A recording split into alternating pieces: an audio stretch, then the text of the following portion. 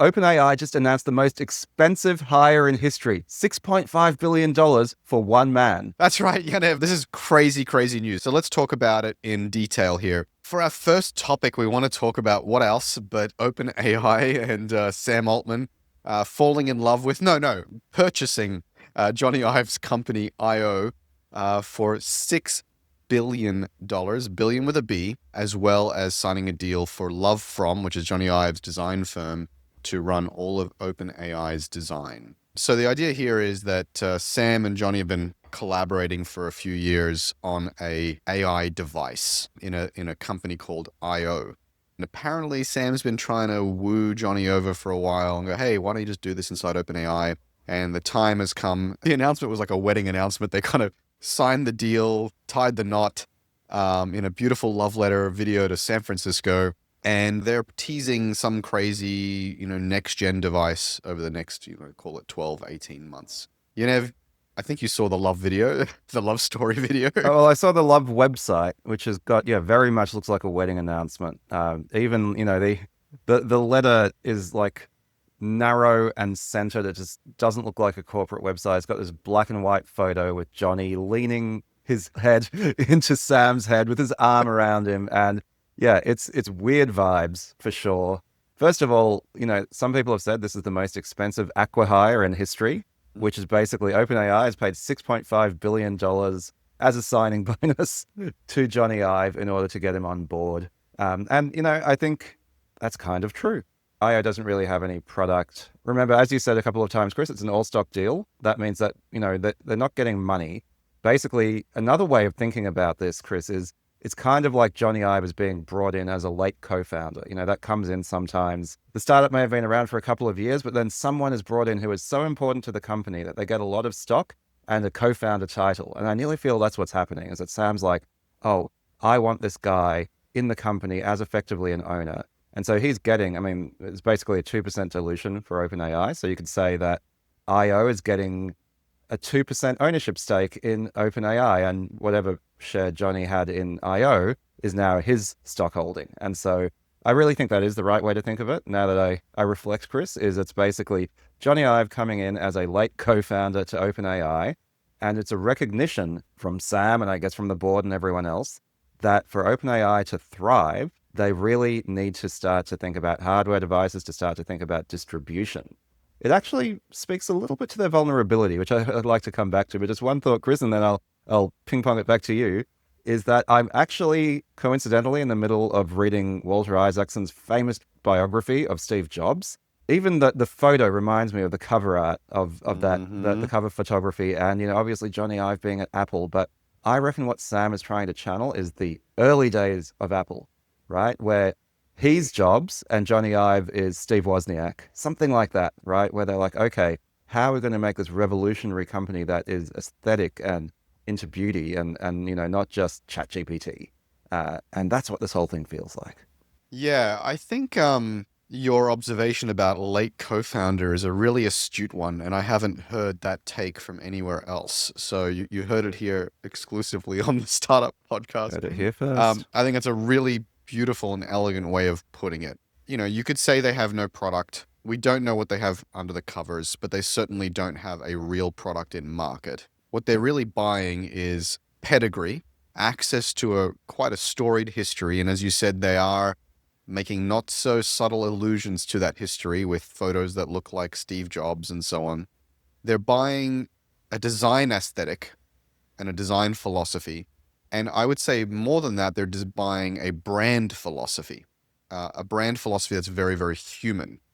I think Jony Ive's obsession with humanity. And if you're going to build the definitive non-biological intelligence, you probably want to put humanity at the center of your brand. With a device that may be successful or may not, they might be buying some degree of distribution, physical distribution that Google or Apple enjoy for free at the moment. I do notice that Jony talked a lot about values and his alignment of values with Sam. And he emphasized certain words that I would not have attributed to Steve Jobs. I would have attributed them to be in contrast with Steve Jobs. Things like kindness and putting people first, I felt like they were pointed, or I felt like they were intentional. All of the imagery was sort of pointing at this is the next Steve Jobs and the next Apple, but there was a little bit of daylight or a little bit of intentional pointing to saying Apple was one thing, but I think Sam is more of a humanist and more of a humble soul. Well, let me disagree with you a little bit there, Chris, because I think sure Steve Jobs is famous for his outbursts and the way he treated people and so on. But again, I'm in the thick of the biography, and if you think about the history of Apple and Steve's philosophy for Apple and its products, it was extremely humanistic, and he always portrayed Apple as being about the user and about the person, in contrast to IBM and Microsoft and these sort of evil empire corporate types. So I actually think it's very much in that pedigree. With this, they're saying we want to be the Apple of AI because Apple sure as hell isn't being the Apple of AI, so we're going to do it. To be clear, what I'm talking about is he was talking about Sam as a person. But you're correct that together Johnny and Steve imbued the technology world with a humanness that was missing and continues to be missing in a lot of places. So yeah, Steve Jobs was this very dichotomous person where he had maybe a little less patience for the humans in his life, but more patience for the humans that would use his products. And I felt like there's a bit of a contrast there, at least in the messaging. To the point of this is the new Apple. Yeah, I mean, Apple, this is right.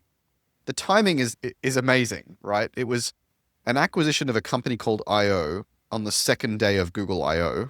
So it sort of short sheets the news cycle for Google.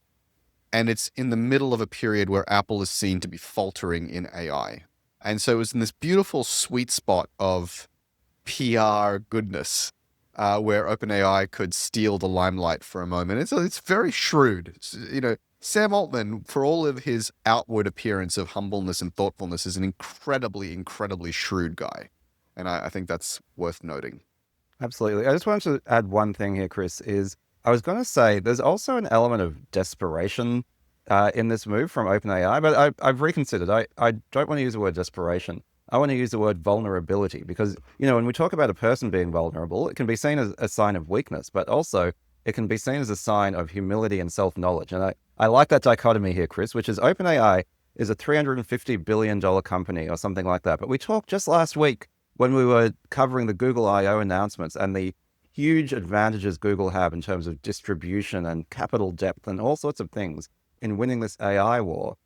OpenAI, for all its massive strength, there is a world in which they are 5 years down the track, they're roadkill, right? They're the early leader, they're Alta Vista, they're Netscape, and they get run over by the Magnificent Seven. And so I think saying, hey, we are big and we are strong, but we are also vulnerable. And therefore we need to make bold moves in acknowledgement of that vulnerability and not be complacent in any way, not value our equity more highly, more safely than it is. I think that's actually a really interesting thing here, where OpenAI, in a sense, by giving away so much equity to bring one person on, and of course there is his team, and of course maybe there's some stuff under development, but it's them saying, yeah, we're in the lead here, but we actually have a bunch of structural disadvantages. This game is far from won, and it's worth making bold bets with our equity to reduce the chance that happens. I think that is just such a beautiful, elegant word for the situation. They are vulnerable, and they appear to be aware of that vulnerability and acting with alacrity to plug those holes. The question you have to ask yourself is, does this 2% equity dilution increase the value of the company by more than 2%? If not immediately, then over the fullness of time. And I think the answer will either be sort of 0 or 1, right? Either it will be roadkill, or Jony Ive will be contributing to some of the brand and device transformation that will see this company become massive in the long term, remain massive and get bigger. It is worth noting that Sam told his team in an all hands that they expect to sell 100 million of these devices in the short to medium term, which is, by iPhone numbers, relatively trivial, but for a new device, relatively meaningful. And that this could push OpenAI to be a $1 trillion company. It's also worth noting that Apple's stock dropped on the news.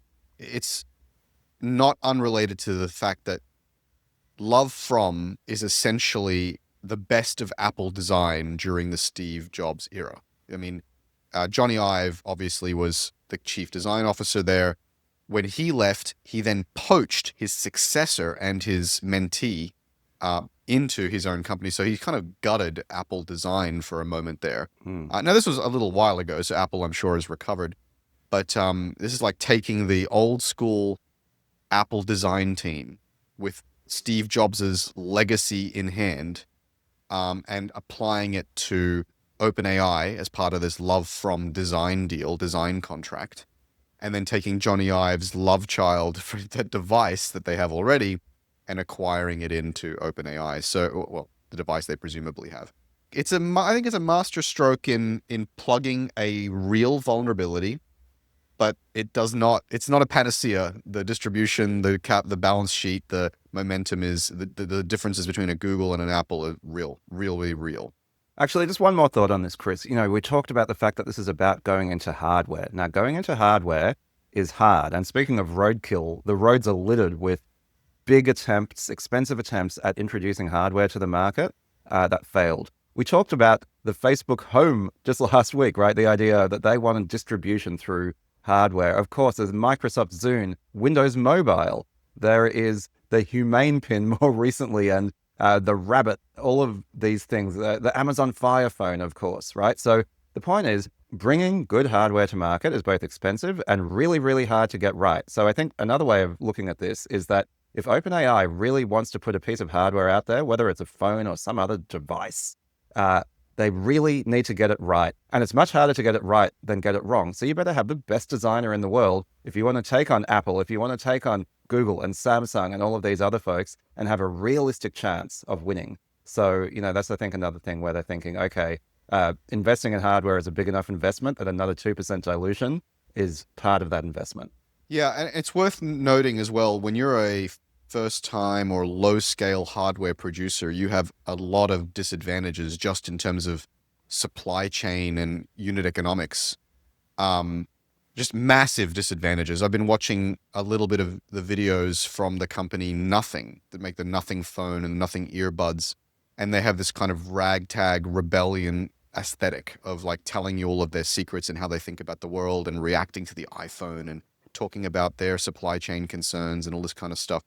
And he's, very transparent, or, at least that's the vibe.